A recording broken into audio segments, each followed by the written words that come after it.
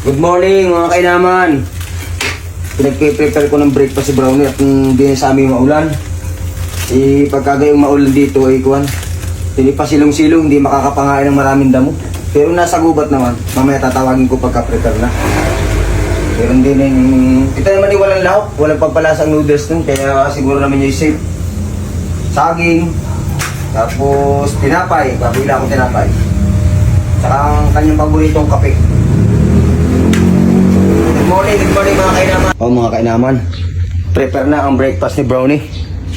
Tatawagin ko na at papakainin ko muna bago uli alpasan sa gubat. Ay, maulan-ulan.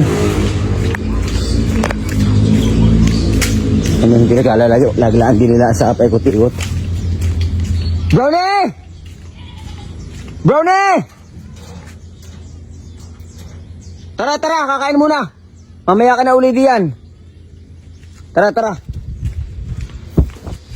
Takbo, dali!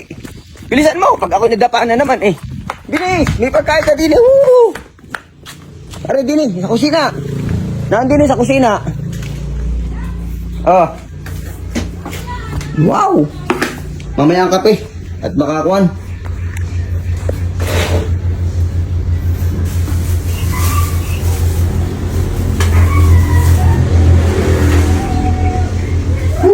Sarap. Kung putik ng paa mo.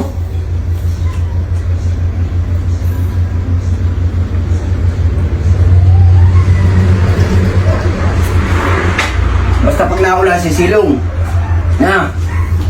Pag hindi naulan, doon sa gubat maghapon.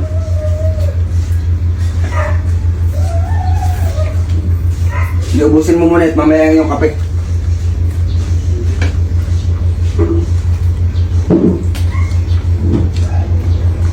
Yung saging, kayo ng saging. Aba.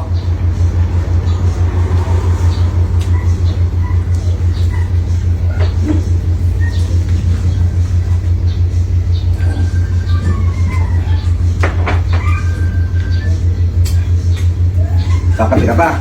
Wait lang, oh.